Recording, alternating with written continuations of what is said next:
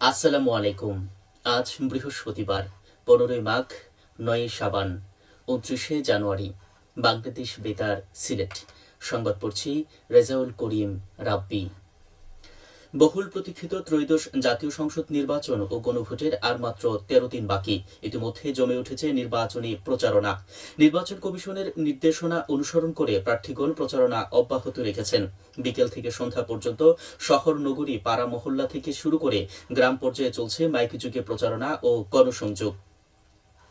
এবারের নির্বাচনে পোস্টার না থাকায় প্রার্থী ও সমর্থকদের মাইকিং ব্যানারের উপরেই প্রচারণা সীমাবদ্ধ রাখতে হচ্ছে। এছাড়া এবার প্রথমবারের মতো জাতীয় সংসদ নির্বাচনের পাশাপাশি গণভোট অনুষ্ঠিত হচ্ছে। জুলাই সনদের ভিত্তিতে সংবিধান সংস্কারের উপর এই গণভোট অংশ নেওয়ার জন্য সরকার সর্বত্র প্রচারণা অব্যাহত রেখেছেন। এতে ভোটারদের জুলাই সনদ ও সংশ্লিষ্ট সংবিধান সংস্কার সম্পর্কে নিজ নিজ মতামত প্রদান করতে হবে। জুলাই জাতীয় সনদ সংবিধান সংস্কার বাস্তবায়ন আদেশ 2025 এবং জুলাই জাতীয় সনদে লিপিবদ্ধ সংবিধান সংস্কার সম্পর্কিত প্রস্তাবগুলোর প্রতি সম্মতি আছে কিনা সেই রায় দিতে হবে গণভোটে। প্রস্তাবগুলো হচ্ছে নির্বাচনকালীন তত্ত্বাবধায়ক সরকার, নির্বাচন কমিশন এবং অন্যান্য সাংবিধানিক প্রতিষ্ঠান জুলাই সনদে বর্ণিত প্রক্রিয়ার আলোকে গঠন করা হবে। আগামী সংসদ হবে 2 কক্ষ বিশিষ্ট। জাতীয় সংসদ নির্বাচনের দলগুলো প্রাপ্ত ভোটের অনুপাতে 100 জন সদস্য বিশিষ্ট একটি উচ্চকক্ষ গঠিত হবে এবং সংবিধান সংশোধন করতে হলে উচ্চকক্ষের সংখ্যাগরিষ্ঠ সদস্যের অনুমতি দরকার হবে। সংসদে নারীর প্রতিনিধি বৃদ্ধি হবে।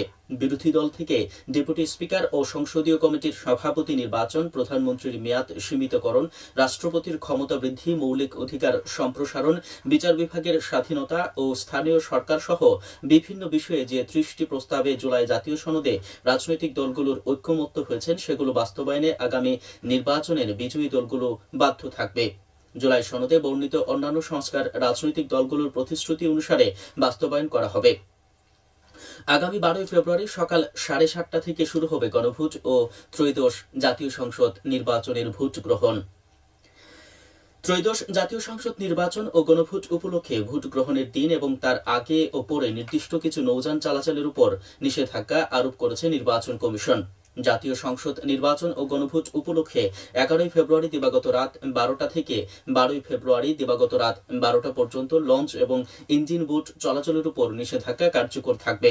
তবে রিটার্নিং অফিসারের অনুমতি সাপেক্ষে প্রতিদ্বন্দ্বী প্রার্থী ও তাদের নির্বাচনী এজেন্ট এবং পরিচয়পত্রধারী দেশি বিদেশি পর্যবেক্ষকদের ক্ষেত্রে এই নিষেধাজ্ঞা শিথিলযোগ্য হবে।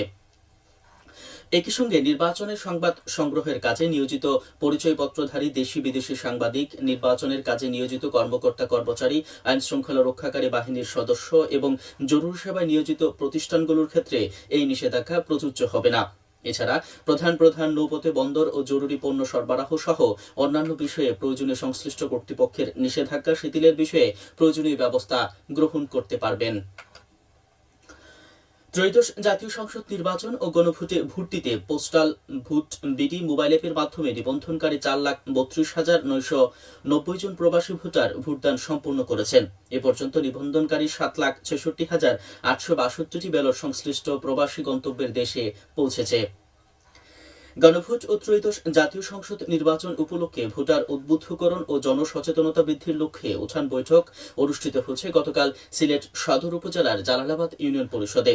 বৈঠকে প্রধান অতিথি ছিলেন জেলা পরিষদের পরিকল্পনা অফিসের সহকারী পরিচালক ডাক্তার নুসরাত জাহান চৌধুরী। বক্তারা বলেন, ভোটার উদ্বুদ্ধকরণ ও জনসচেতনতা বৃদ্ধির উঠান বৈঠকের মাধ্যমে অত্যন্ত একটি কার্যকারী পদক্ষেপ নেওয়া হয়েছে। এ সময় সরকারি বিভিন্ন দপ্তরের কর্মকর্তা, ইউনিয়নের বিভিন্ন শ্রেণী পেশার লোকজন উপস্থিত ছিলেন। জেলা তথ্য অফিস এর আয়োজন করে। ত্রয়োদশ জাতীয় সংসদ নির্বাচন ও গণভোট উপলক্ষে ভোটার উদ্বুদ্ধকরণ সভা অনুষ্ঠিত হয়েছে গতকাল মৌলভীবাজারে। দারুল উলুম মাদ্রাসার সভায় প্রধান অতিথি ছিলেন জেলা প্রশাসক তৌহিদুজ্জামান পাভেল। জেলার বড়ঢাকা উপজেলায় ভোট গ্রহণকারী কর্মকর্তাদের 2 দিন ব্যাপী কর্মশালা গতকাল শেষ হয়েছে।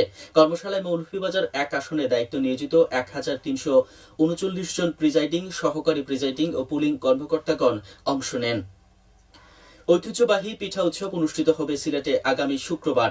নগরীর ব্লুবার্ড স্কুল অ্যান্ড কলেজ মাঠে দিনব্যাপী এই উৎসবের আয়োজন করছে সাংস্কৃতিক সংগঠন শ্রুতি। উৎসবে পরিবেশিত হবে সঙ্গীত, নৃত্য ও আবৃত্তি। এবার শুনুন কৃষি সংবাদ। দিনব্যাপী কৃষক প্রশিক্ষণ অনুষ্ঠিত হয়েছে গতকাল মৌলভীবাজারের শ্রীমঙ্গলে।